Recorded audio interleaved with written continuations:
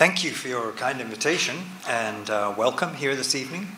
It's good to be with you all, and I am delighted to be talking on this topic of surveillance after Snowden. As you heard, I've been thinking about surveillance issues and trying to write about them and teach about them since the early 1980s. So I started in this long before 9/11 and certainly long before Snowden. But a couple of years ago, Snowden burst on the scene, and for me that was a tremendously interesting happening. And over the past couple of years, I've really tried to get to understand both what he tried to, very successfully, to reveal, but also about him. He is very self-effacing, and he always points to what he is all about, which is surveillance and mass surveillance by the NSA in particular. And he always says that he's just a vehicle, but actually there are many things about his own life and his own attitudes that I find very impressive. So they come into my talk this evening as well. As you hear, I work with a university, and therefore I come with perspective of, a professor. And so I'm going to share some of the things with you that strike me as being important, and I'm going to share with you some things that I believe we should be researching more carefully. So I'm telling you about a research agenda, and I hope it makes sense to you, because I think that it very clearly affects every one of us. But I should start by making a few comments about Paris and Beirut. As you are aware, there were some terrible attacks both in Beirut and Paris very recently. I, in fact, had been in Paris just a few days before the attacks, walking through the same neighborhoods, neighboring areas to where the attacks were. So this was very, very shocking, especially with the ways in which the attacks were carried out on very specific neighborhoods, very specific purposes. And the attacks in Beirut as well were equally horrific, and were the very worst attacks of their kind since 1990. So it was a really long time since Beirut had experienced anything as awful as that. I can't myself say very much about the Beirut attacks, mainly because it's exceedingly complex. The situation is quite different from that in Paris, but I do want to stress that the loss of life there was no less horrific than in Paris. So, as to the Paris events, well, you've seen in the media what sorts of responses there have been, and I would like to say that, unfortunately, they seem very similar to previous kinds of responses, and especially for anyone who has been following the Snowden events over the past couple of years, it's particularly disheartening to see the same sorts of responses being made over again. So the shutting down of borders temporarily, and particularly the declaration of 3 months of a state of emergency, the plea for increased data sharing and just increased data acquisition seem to be key to what the French security authorities are after. And I'm going to suggest to you why that may not necessarily be such a good plan. Then it's interesting also to see how Snowden himself has been brought into the picture following these attacks more than any other attacks in the past couple of years. His name immediately became prominent and was very clearly denounced by Mr. Brennan, who's in charge of the CIA. But others too were speaking against Snowden, against the growth of new privacy policies among Silicon Valley companies, and against the growth of encryption methods, which of course are also something that Snowden argues for. So it's interesting to me to see the ways that Snowden is not only a public and global figure, but he is being brought in as a kind of scapegoat. This, it appears, was partly his fault that we should see these attacks. And, well, if there were what I shall argue were undesirable responses, there are also responses that one could have hoped for. And those would include a consideration not just of what has been done before, because really the responses to the Paris attacks are very much of a piece with previous responses, including to 9/11.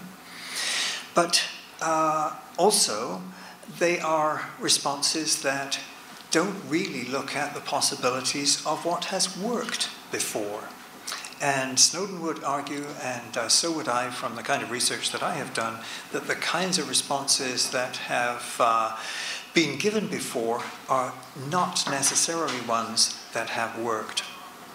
So much for the Paris and Beirut attacks. I thought it was important just to contextualize what we're saying. Now I'm going to back up and speak about the actual revelations and lead you into some consideration of what it was that Snowden was all about as he released these documents. The actual image that I've used there is one from the release of or the launch of the Snowden Digital Archive. I'll give you the link for that at the end. That was in March this year in Toronto in Canada. So what has happened is that Snowden released those first copied documents in June 2013, and from then on, through the journalists that he chose to reveal them through, has had an ongoing staggered release of documents since then. That in itself, of course, makes his approach to what you might call whistleblowing unique, because firstly, he identified himself immediately, and secondly, he worked through journalists, which is a very important part of the story, his own strategy of how he went about this. And you'll hear me mention why that is as we go along. And if I forget, you can ask me in question time. He also appears frequently to discuss the things that he has allowed to be released. The classified documents. As we see documents in the media, and as you see them this evening, you're looking at classified documents. They're still classified documents, so you, as well as I, are complicit in looking at material that is not intended for us. So what Snowden was doing was one thing when he actually released the documents, but now that he is in Moscow, where he's been for many months, he is appearing by video link. You've probably seen them. You can see them online. Just 3 weeks ago, the students at Queen's University, where I come from, invited him to come and speak, and so we had an evening with him by video link at Queen's, and the students asked me if I would moderate that, so I had the opportunity to talk directly with him.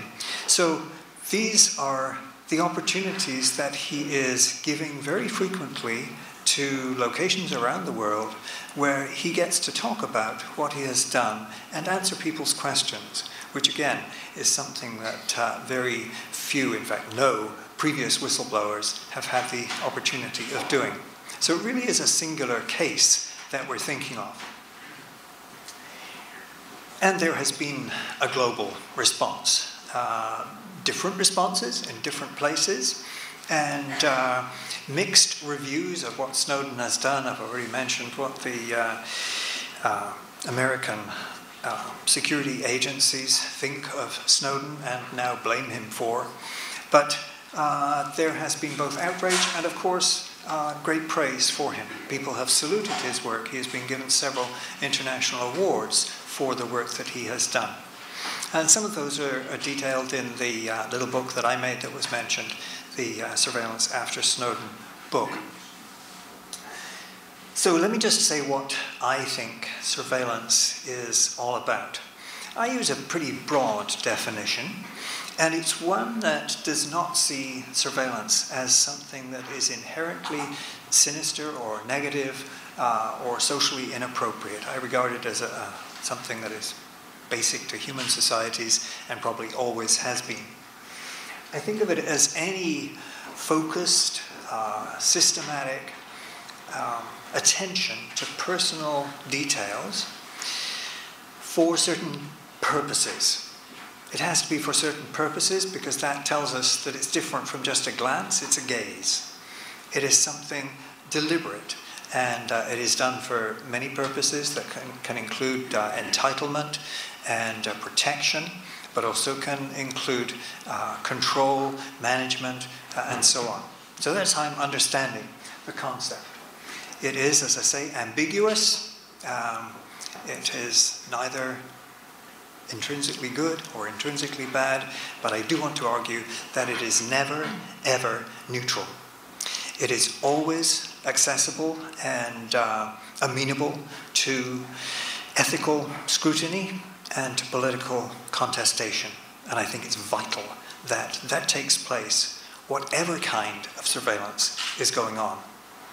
And however it's going to be judged, it has to be judged. The new technologies that we use in the 21st century are certainly enhancing the kinds of surveillance that occurs. Of course, surveillance is always mediated by something, but in the 21st century, it is not just mediated by computer technologies, as it was from the 1970s, but also by internet technologies and new media, social media in particular. So it's important to remember that background as we consider these things. How do I understand privacy? I speak actually as someone who 20 years ago was pretty negative about the concept of privacy, and I argued against it, and I argued that it was not an antidote to surveillance. I've changed my views about privacy, not to accept the understandings of privacy that I rejected 20 years ago, but rather to acknowledge that the very concept has changed considerably over the past 20 years. It is far less associated with individualistic, legalistic, and protecting self-determination, and it is much more to do these days with democracy, with civil liberties, and with rights. And from that point of view, I think that it is the mobilizing concept for our assessment of surveillance. So my views of privacy have changed, and it's to do with a different definition of privacy. It includes various things. It can be thought of as being left alone by the state. That's one definition that Snowden quite likes. By the way, I don't agree with everything Snowden says or does. I just am impressed by many things and I want to share them with you. It has to do with it being an aspect of personhood, and it relates to a sense of the self. I think this is an important dimension of privacy.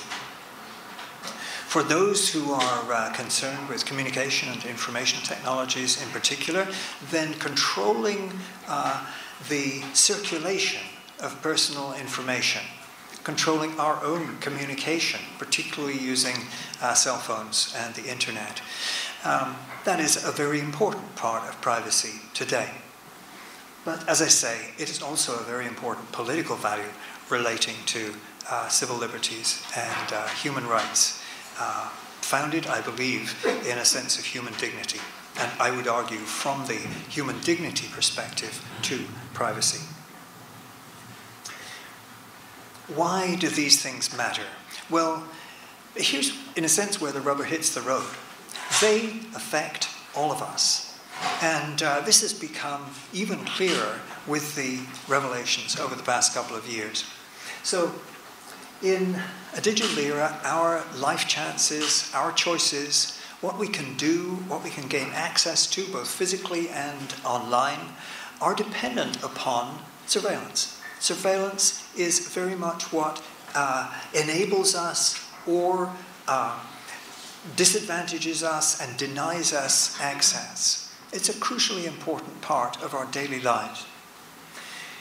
We are sorted into categories, and one thing that computer-based technologies combined with statistical practices do is to enable us more easily to divide populations into categories so that those different categories of populations can be treated differently.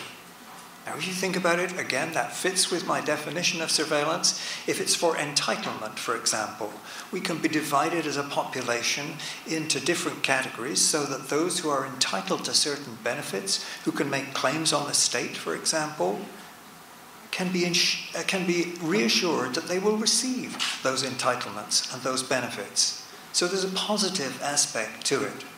But equally, it divides into categories so that, for example, you can create no-fly lists. That's another form of categorization, which you may not be so enthusiastic about, particularly in the USA, where the persons of interest in relation to no-fly lists are, according to someone else who spoke from the NSA, we don't know who that person is, suggested that there are more than 1 million names on no-fly lists in the US. So who decides how these categories are made? Who decides how the algorithms are constructed that put people in one category or another? Those are things about which we know less and less, even though it is our lives about which those categories speak more and more. We live in an era where our transparency to organizations who do surveillance is increasing by the moment, and the transparency of those organizations is decreasing by the moment. So there's an asymmetry to an awful lot of the surveillance we experience today.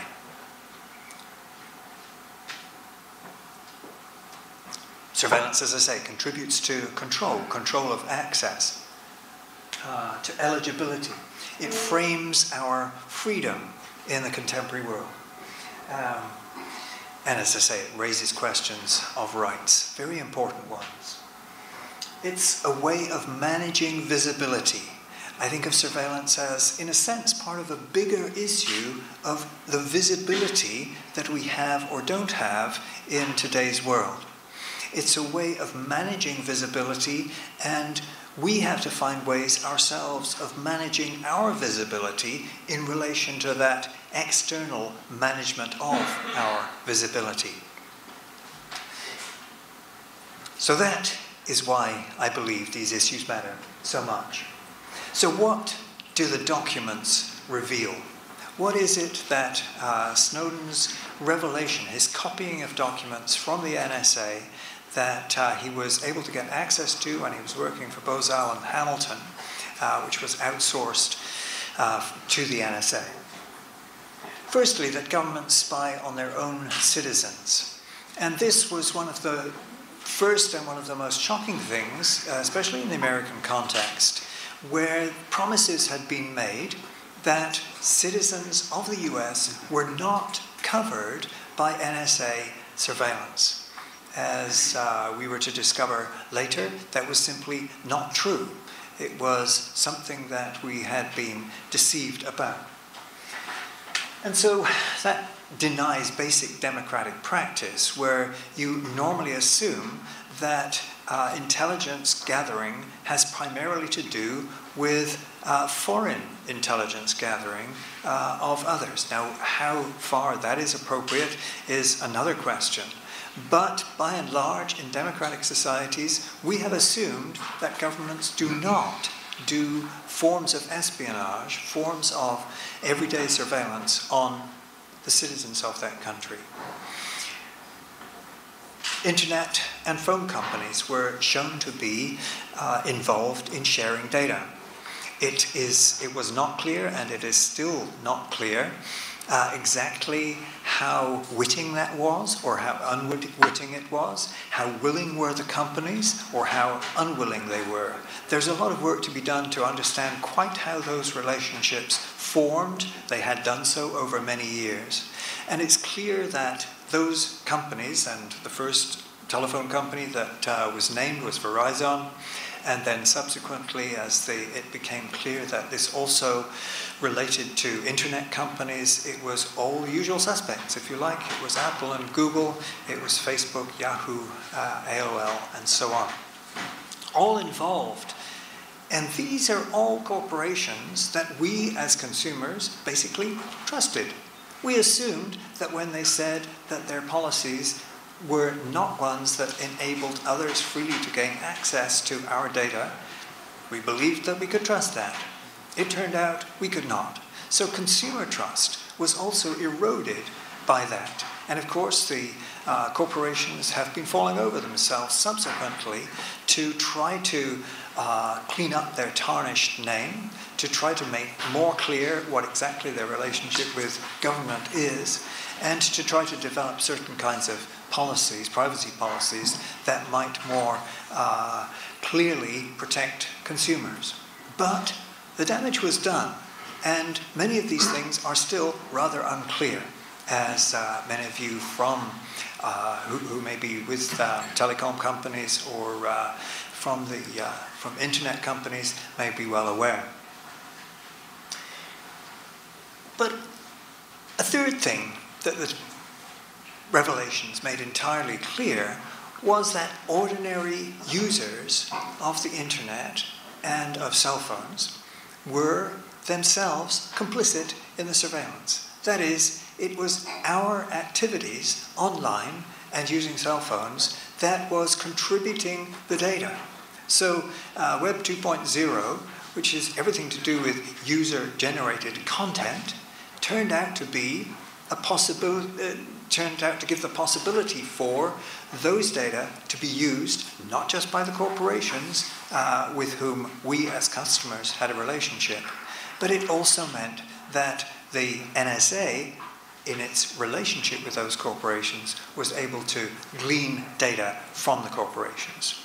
And so it turned out that our daily activities were contributing in unprecedented ways to the main source of the data that was going through the companies and was being accessed by the NSA and by the Five Eyes partners, and in turn by other partners in similar agencies around the world.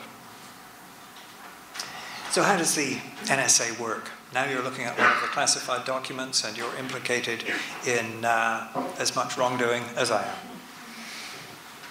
First is intercepting data in transit.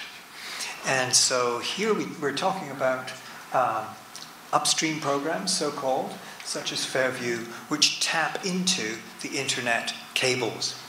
And this schematic map of the world shows you the travel of those cables around the world. They're transcontinental and transoceanic cables. And that's tremendously important in what we have to say. So the first then was the ability to tap into the fiber optic cables that circle the Earth. And many of those fiber optic cables are in fact controlled, or at least by the US, or at least give access to the US. So it's interesting that Brazil was one of the first countries to decide that they were going to try to get around that American control and build their own cable link between Rio and Lisbon in Portugal. So who controls the cables is a really good question, because those cables from which data can be directly accessed by the NSA. The second is through accessing stored data. In this case, through a program called PRISM. That was the one that we were told about. I mean, there are probably others as well. And this is a data mining program that gives access to the databases of the companies. And so corporations, as I say, willingly or unwillingly, wittingly or unwittingly, have access available within their databases to the NSA. And so there again you can see the names of the very well-known companies that are involved here. And it is their databases from which data is gleaned for the NSA. So there's two methods. One, tapping into the cables, and two, getting access to the databases of the corporations. And then the third method is directly injecting spyware into individual computers and the computers of systems within companies. And so this spyware is planted. So one of the cases that I note on here is the case of Belgacom, the Belgian communications company. It's a government-owned corporation. And what happened in that case was that a bunch of engineers at the Belgacom opened up their LinkedIn pages one morning, and the LinkedIn pages looked normal. They looked regular pages, but they were not regular. They were fake pages. And as those pages were opened up, so the spyware was injected into those computers that then went into other computers within their system, and hence to the level of consumers. And so actually putting spyware into the systems is the third method. And by that means, you can obtain data, or the NSA and its partners, in this case it was GCHQ in Britain that was running that particular program, are able to obtain data directly from the computers that have been injected with the malware or spyware. So three different sorts of methods are key to what the Snowden revelations showed about the ways in which the NSA and its numerous partners operate. So I have three sorts of research questions for you. And these are ones that seem to me to be really important from the Snowden revelations. So I call it, for the first one, research disregard. We had known about many of these things for a long time. Why had there not been more questions raised about them? Why had there not been more serious concern about the kinds of things that Snowden was then to reveal? Now, what we knew beforehand was speculative and was based on what earlier whistleblowers had come up with. But Snowden's revelations gave us some very clear evidence for what had been suspected by many. Research deficit. What I'm suggesting here is that what we don't know at present should become research priorities for thinking about these matters. And the third one, research direction. What is it that will unify responses to the kinds of surveillance that we now know about from Snowden? So the first one, research disregard. A lot of research has been done in the past 20 years or so. The very term surveillance studies emerged at the beginning of the 1990s, and various groups were formed. There's an international surveillance studies network. There's a journal called Surveillance and Society. These things happened roughly around early 1990s.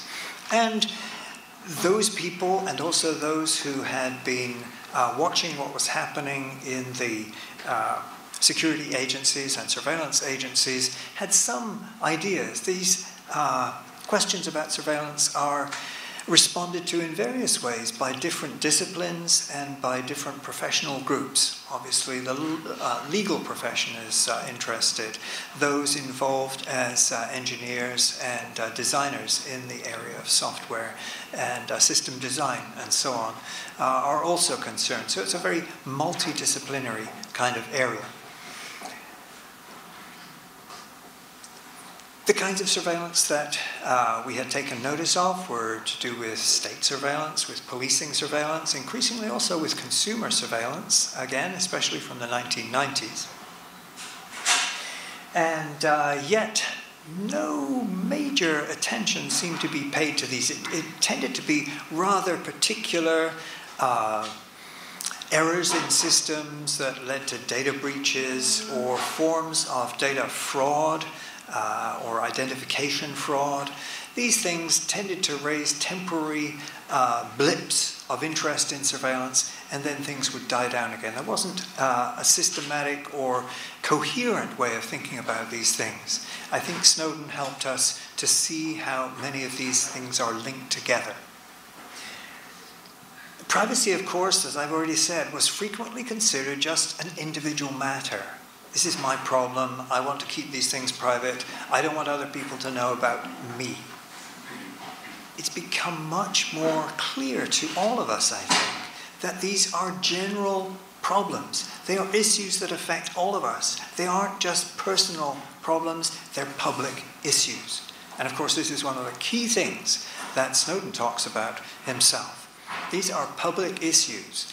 His very desire to do something when he was working for the NSA, his desire to expose the kinds of dishonesty that he had seen within the organization came from a very profound belief in the importance of the public interest and how everyone should know some of the basic criteria on which these organizations were operating.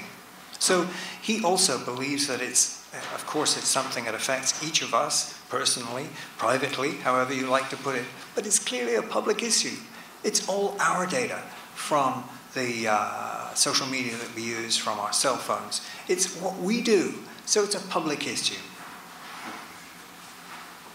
And Snowden, of course, argues that it's the threats to democratic life in general that are at stake.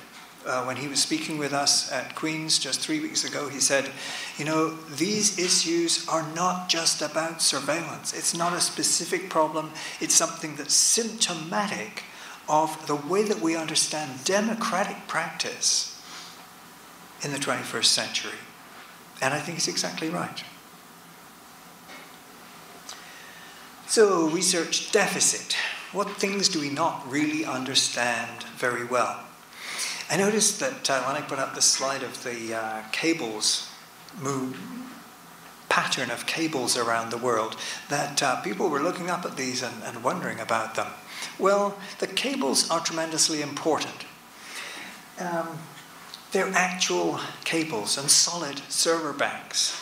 The server banks that exist, the data servers that are used by these massive, both corporations and government agencies, are energy-guzzling institutions. They are major pieces of equipment. They are solid. And as I say, the cloud is not fluffy. We use these words like cyberspace, and it sounds like something ethereal, and a cloud similarly, but actually they're very solid. I have a colleague in computer science at the University of Toronto, and at the University of Toronto, the buildings of the university are very close to the buildings of the provincial government. And Canada, as you probably know, is a federal system, but it's more provincially based than the states in the US. And so in each province, the universities are run through by the provincial government. They're the main source of funding for the universities. We have very few private universities. They're nearly all government related. So if he was to send a message from his office, which is just a few blocks from the government building, to talk about some issue relating to the university, then, well, I mean, you could walk maybe 10 minutes from his office to deliver the message, or you could just do what you would normally do, which is put it in an email or send it somehow. Well, let me show you another slide. If he sends that message from the University of Toronto to Queen's Park, it actually is routed through the US. As soon as it leaves goes south of the Canadian border, it goes, well, for a start, it's under the Patriot Act and not under the privacy laws of Canada, which are stronger than in the US. And it goes to either New York or Chicago. Those are the two other nodes that you can see on the map there. And my friend Andrew Clement at the University of Toronto talks about this as a boomerang pattern. So while those data are in the US, it's instantaneous. They just go down to one of these two places. But these two places are significant because Chicago and New York are each data centers for the NSA. And so that communication from one office to another in Toronto actually goes through the US. Now do you see why I say that the solidity of these communications is really important? What seems to us to happen at the click of a finger on the keyboard is actually starting a process that sends messages through very solid cables and has consequences for the way in which power is structured in our world. Second question, hybrid surveillance agencies. How do we know when Apple and Facebook and Google seem to be working with the NSA, GCHQ, CSE, etc., the many partners of the NSA? How do we know who is doing the surveillance? Well, the answer is we don't really know, because we don't know enough about how those entities are speaking to each other, are connecting with each other. And so it's a huge research problem to try to work out how exactly those corporations are working together. And until we have more clues about that, some of the research that my research team is doing is precisely trying to understand how corporations and government work together. You know, in the introduction, Christoph spoke about the Stasi in the old East Germany, and that was a lot more clear that you were dealing with government surveillance. What is this? George Orwell, what was he writing about? State surveillance. What would he have done with the use of consumer surveillance data being handed over to state authorities? And of course, it happens the other way around too, that corporations use government data as well. So who is doing the surveillance? It's a really important question. Actually, it's a political question for all of us, but it's also a very good research question for us to be asking. And then that third area, this fits with my other 3 points that I made a moment ago. What are the tissues that connect surveillance agencies with those, us, whose data are being collected all the time? Well, there's a paradox of privacy here. If you're in my generation or an earlier generation, then you would think of privacy in a particular way. That you would think that certain things were not for sharing. In the 21st century, and especially since 2004 with the founding of Facebook, which of course there were social media before Facebook, but nothing so big until Facebook, or as influential globally, not just as Facebook, but as spawning other companies in other countries that are very like Facebook. Until then, there was far less free sharing of personal data in any context. But now, of course, it is routine. It's part of our lives. Again, 3 weeks ago when Edward Snowden was speaking with us, one of the students asked the question about why he ended up in Russia and what it was like being there. And he said, listen, I don't live in Russia. I live on the internet. And I think that's exactly the point. We all live on the internet. It's become an intrinsic part of our lives. We used to talk about offline and online as if they were somehow different realms or different worlds. But we live online now. It's part of our lives. And we have to understand that and work out what it means in the 21st century. And so the willingness to share is also now tinged with uncertainty, because we don't know whether or how much of what is shared is actually going to end up having a chilling effect upon us. Now, of course, many people, when asked, will say that they are not at all sure about how far government should use cell phone and internet data to check on their own lives. And let me just see, I think there's another slide here. Yeah, you can see from Amnesty a few months ago, they did a global survey, and actually it showed that German people were least enthusiastic about having data of theirs collected by government agencies. And you find the US and Canada around 63 and 61%, and then interestingly, right down at the bottom, France and the UK at only about 41. So it's interesting to see how different people, different countries respond differently to these sorts of challenges.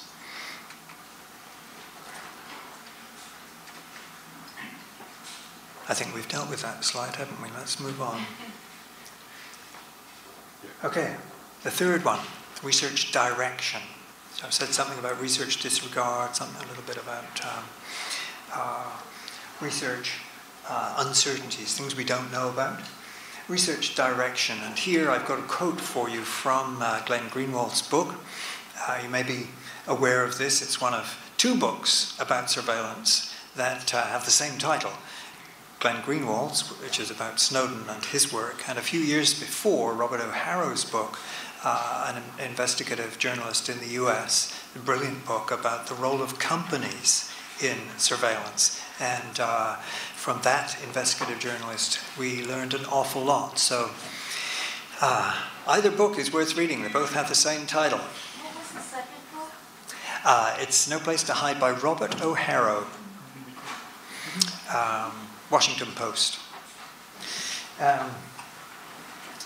So internet freedom, the ability to use a network without institutional, social, or state control and pervasive fear is central to the fulfillment of its promise.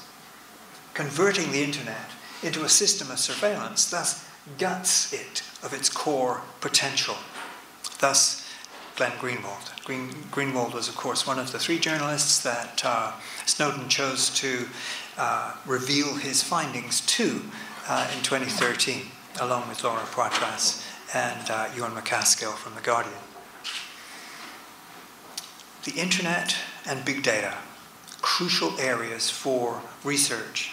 The research program that we just began, another large-scale team project that will take us to 2020, is on big data surveillance.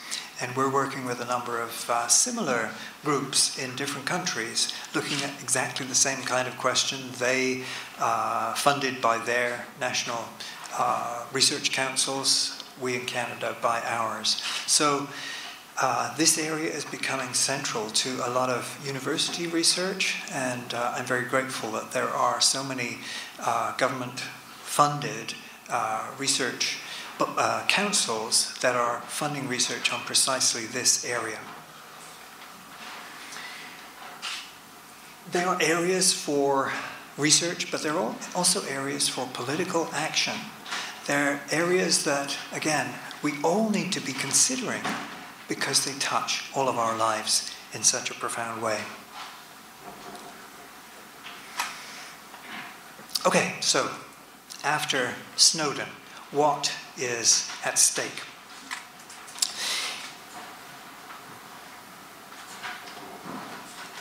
Snowden, I believe, sets an example of careful and courageous political action. I'm not sure that he is just somebody who engaged in civil disobedience. I'm not sure that he's just a dissident. I'm not sure that he is only a whistleblower. I already suggested to you that his whistleblowing was different in character from any previous whistleblower. There have been a number from the NSA and from other such agencies, but no one had done things quite like Snowden did. And a couple of people have thought a little bit about this. One is a PhD student I met while I was at Sciences Po in Paris just a few weeks ago. And she Charlène Biondi, suggested to me that really a good term for what Snowden does is parrhesia. Now parrhesia, I'm speaking Greek. This is an ancient Greek term, and in English you can spell it Parrhesia, if you wish. It's an ancient Greek term, and basically it has to do with truth-telling.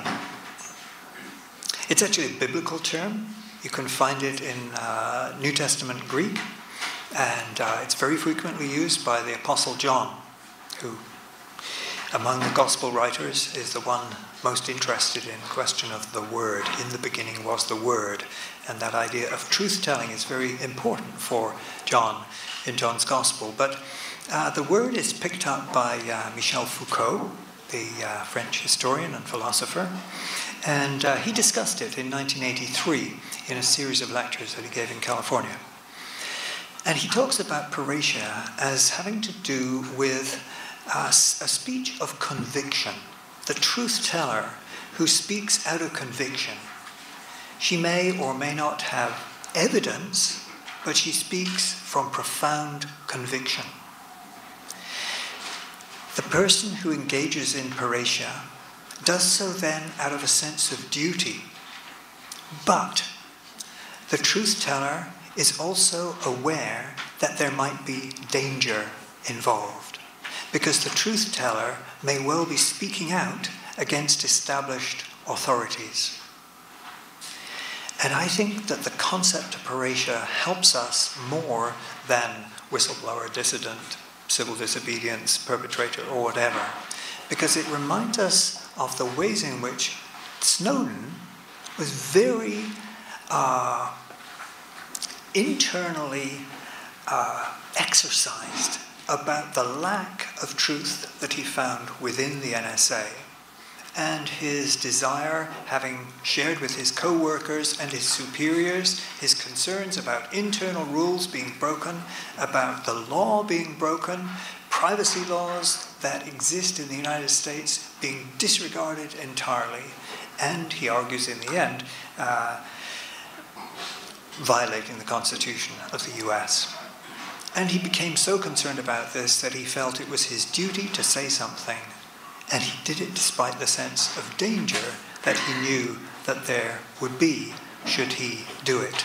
So I would argue that my new friend, Charlène Biondi in Paris, and there's another friend in Europe as well, who is also working on this concept of parrhesia as one to describe better what Snowden actually did. The problem, of course, as I've already pointed out, is that it's everybody's problem. No one is exempt. All our data is up for grabs. The use of metadata, the ways in which the algorithms are constructed to put us in categories according to what the metadata might show, is something that touches all of our lives. It isn't something that we can say, oh, well, I don't have a Facebook account, or I don't use a cell phone.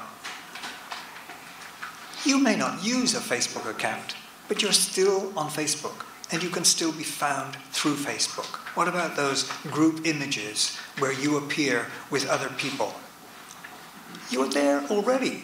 Don't imagine that somehow by not engaging with some specific social media entity, you can be somehow exempt from this. It's something that touches all of our lives. And therefore, it seems to me, we should all be concerned about what's going on. I think the issues are ones of privacy, as I say, understood as a human right, and relating to human dignity. In other words, something that relates just the fact of our being human. It doesn't relate to our capacities or our abilities. It relates simply to being human. And you're well aware, I'm sure, of the ways in which rights can be denied people because of their apparent lack of capacities or their lack of abilities. And therefore, I would argue that this is something that has to do with neither It has simply to do with being a human being.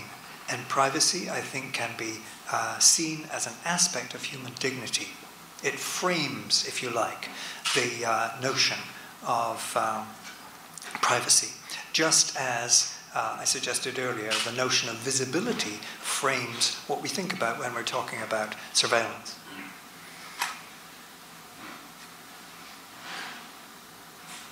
And how we frame the future makes a difference. Let me just say a couple of things about this, and then we'll close and open up for questions.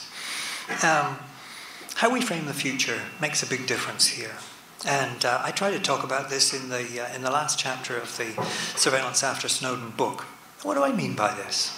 Well, you know, in the United States, in June 2013, what book rose in sales astronomically? It was 1984. Somehow, for some reason, in the later part of June 2013, everybody wanted a copy. I don't know whether they read it or not, but everyone wanted a copy of this book. It seems like bolting the door after the horse is gone, and it also seems like drawing upon a book from a previous era to try to understand ours. Don't get me wrong, I think 1984 is a very fine book. I think it tells us about particular kinds of surveillance in the mid-20th century period. I also think that whenever Orwell uses the word decency, he's referring to that which I call human dignity.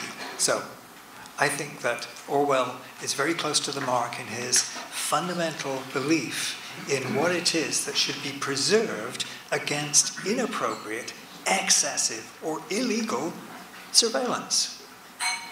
But is it a book for the 21st century? I'm not sure. It's a book that gives us a worst-case scenario. It tells us what could happen if we continue down this track. It's a dystopian analysis. If you're looking for a novel to read, you should really read Dave Eggers' book, The Circle.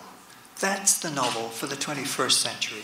If you haven't read Dave Eggers' The Circle, I suggest you do so, because that gives a far better sense of the kinds of surveillance that I've been talking about this evening. If you haven't read it, it's all about, I'm not going to give you spoilers, but it's about a young woman called May. And she goes to work for this corporation called The Circle in Silicon Valley. And The Circle, it's set a little bit in the future, The Circle has actually taken over Facebook, Yahoo, AOL, Microsoft, and every other corporation. And it is a complete circle. The circle is closed. The circle has it.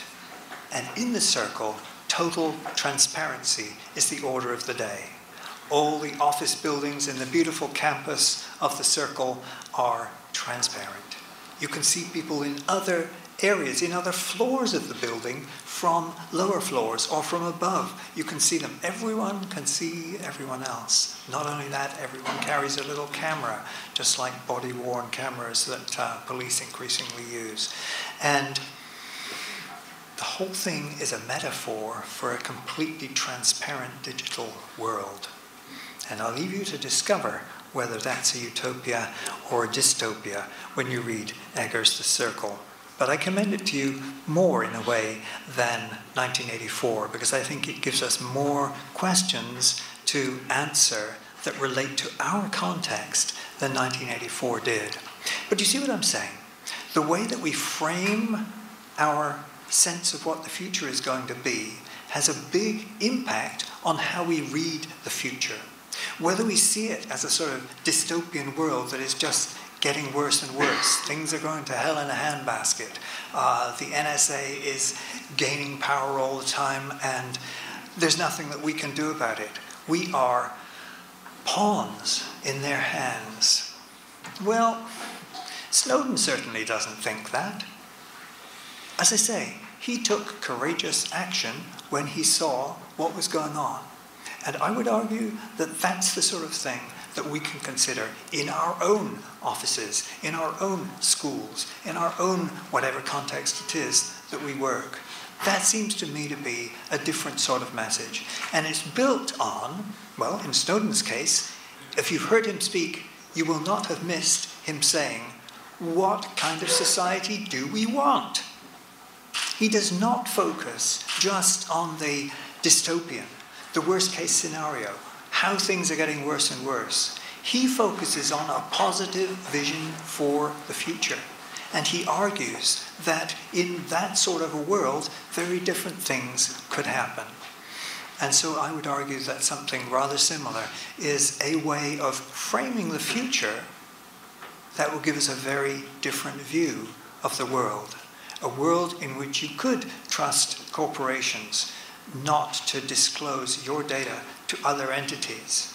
A world in which you could assume that the agencies that are committed to protecting national security are not indiscriminately and illegitimately collecting data on lots of ordinary citizens of the countries where they are located.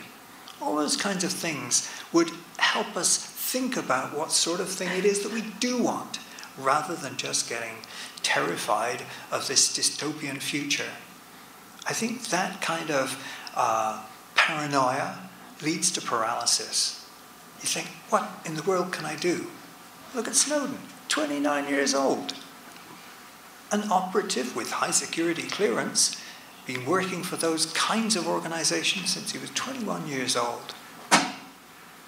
He dared to stand out, and look at the difference that he has made. One little 29-year-old computer operative. And that, I think, is a different way of looking at the situation in which we find ourselves today. Don't think about it. How do we frame the future? Do we frame it in merely dystopian, worst-case scenarios, shrug our shoulders, what the hell can we do about it? Or do we think about it as something that touches our lives, and it's something that we could contribute to a different way?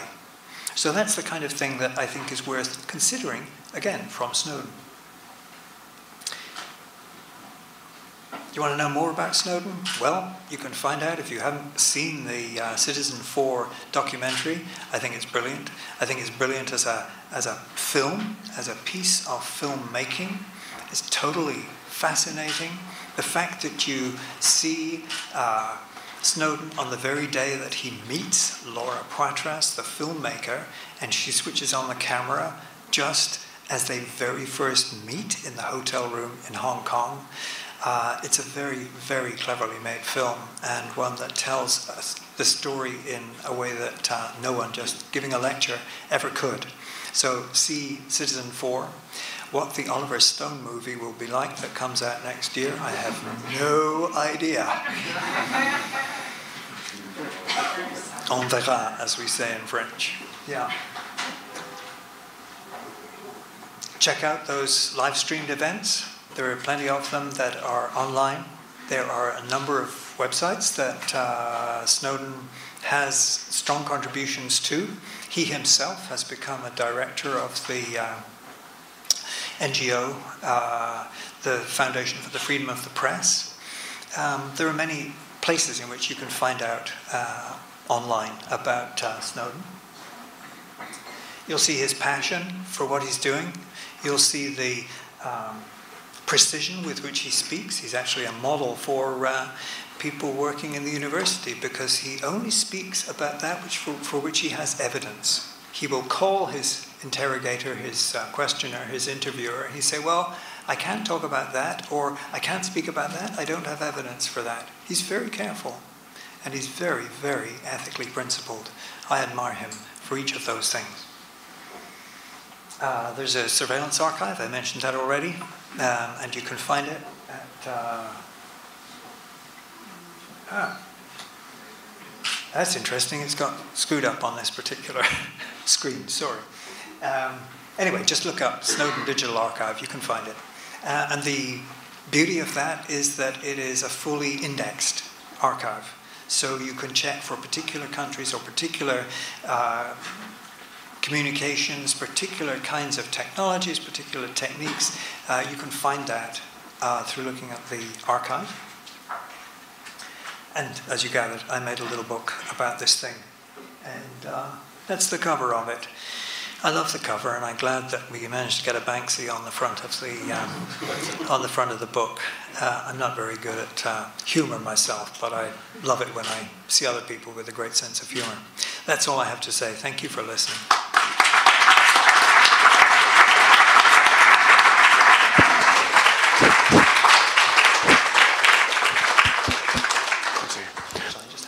Yeah, thank you so much, David Lyon, for this wonderfully instructive keynote. There might be some questions from the audience. We have something like 15 minutes for your questions and answers. Who wants to start? Okay. Thank you very much. What steps, if any, has Brazil taken in establishing or laying cables to Lisbon? Thank you. What steps have they taken? It started but not completed. That I don't believe the thing is actually fully working yet, but they definitely have a solid plan between the two countries, and the intention is that it will provide access from Europe to Latin America that isn't as they would see it, is not compromised by being under American control. Any other countries? I haven't heard, but you know what? This is, I was asked whether it applies in other countries. I believe that there are other countries trying to, now that it's clear how the NSA works, other countries have become exercised about how they should respond to that. But you see what I mean about it being singularly important to know who controls those cables and where they go. Like in the Canadian case, I mean, data from our institutions, data from ordinary citizens in Canada frequently is routed through the US and therefore is an entirely different data protection and privacy regimes. I guess I want to ask about you mentioned briefly like ancient practices that could be seen as on a lineage with surveillance. So I guess I mean, this is like a longer thing, but I guess, do you want to touch on that possibly? That'd be great. Please. Well, I think there are all sorts of examples in the ancient world. There are, for example, identification practices and the use of the census. All those kinds of things are very important to ancient Babylon, ancient Greece, to the Arab world. Yeah, numerous places. As you gathered, I have a particular interest in some biblical themes, and really, if you look at the biblical texts, the Hebrew Scriptures and the New Testament, you'll find lots of surveillance kinds of activities going on, and prototypical, if you like, surveillance. If you think of the figure of the watcher, okay, the city watcher, the person who would be positioned on the wall of the city, watching the gate, looking out for enemies, looking out for agricultural thieves who would be in the outlying fields around a walled city. The figure of the watcher is very much the prototype by the 18th and 19th century forms of policing, and then as that becomes professionalized and is connected in with military intelligence. So I think we can see prototypes in the ancient world for what happens now. I mean, yeah, there are plenty of those kinds of examples. Read Shakespeare too. I mean, there's plenty in, what were the characters doing in Elsinore? And anyway, there's lots. Who was first? Okay. I don't know who's deciding on the question. I'm having a hard time seeing much of the audience anyway with the lights on, so go ahead. Hi. So how do I navigate the web, in the most anonymous way and the most private way to not be I mean, I guess it's impossible, yeah. But how do I do that so that it's the most ethical way possible for me? Yeah. And the most dignified way? There are other people who are going to be here over the weekend who can give much better, or who at least will be speaking here. They might not be physically here. I was thinking of Jakob Appelbaum, and he's one of the most excellent people for talking about these matters, and his work with Tor and so on is tremendously important here. I just make one point about it, however, and that is this. There are lots of ways of making communications that are more secure online. And most of those involve some sort of encryption. And there are many possibilities available online for, including free ones that don't cost, that are available for ordinary users. I say free online because one of the key things that is happening is that increasingly we're seeing that the ability to have secure communications is increasingly being associated with extra cost.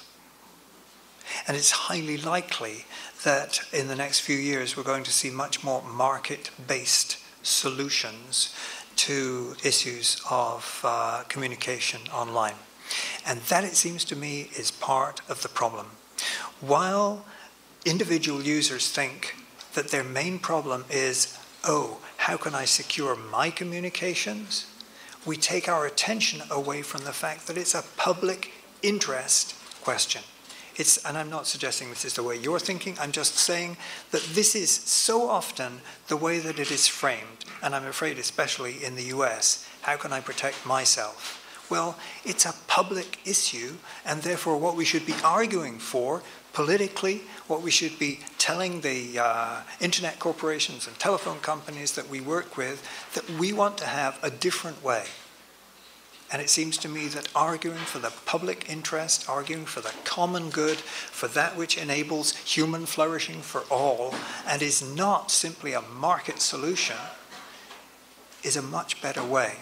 But yes, there are lots of ways available online, and Snowden will recommend some to you. If you look up some of his speeches, he'll list off the ones that he thinks are worth using. And as I say, far more qualified people than I, like Jakob Appelbaum, have very good answers to those questions. Thank you. Me? Thank you. What suggestions do you have for avoiding the either-or balancing that is often at stake in these discussions? For instance, the more information you share with us, the more time we can save you by giving you stuff only you want to see. Or the more information we get, the more likely we are to capture the terrorists who may be our own citizens. How do we avoid this balancing between the good and the bad based on information flow? Is there a third or other angles that, as a citizenry, we ought to be considering more? Thank you. Yeah, thank you. This is a really, really important question too. I was mentioning it a little bit at the beginning when I was talking about surveillance after Paris and Beirut.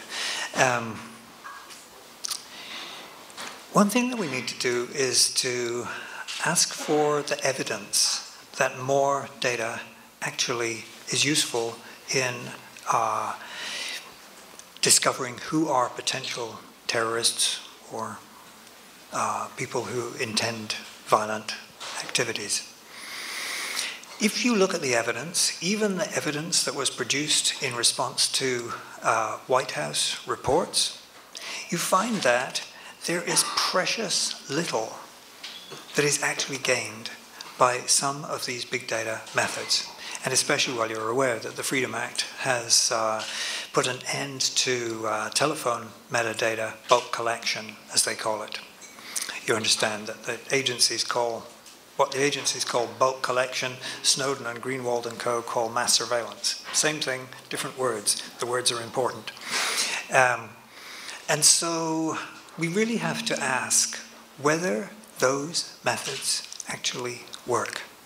One of the reports that came from the White House showed that out of 255 cases that were being investigated as potential terrorist situations, only 4 of them showed up, this was from telephone metadata, only 4 of them showed up with any of the vaguest kinds of connections, and they faded into insignificance because the four didn't really take the authorities anywhere.